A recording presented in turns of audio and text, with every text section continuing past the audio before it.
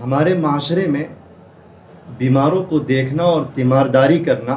ایک عام بات ہے، لیکن سوال یہ ہے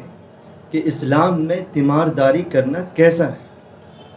تو یاد رہے کہ مریضوں کی عیادت کرنا اسلام میں ایک اہم عبادت ہے، لیکن عام صورتحال یہ ہے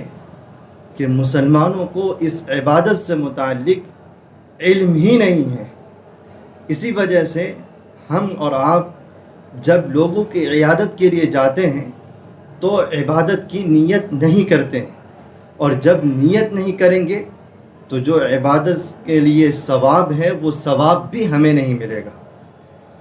اللہ کے رسول صلی اللہ علیہ وسلم نے ایک حدیث میں فرمایا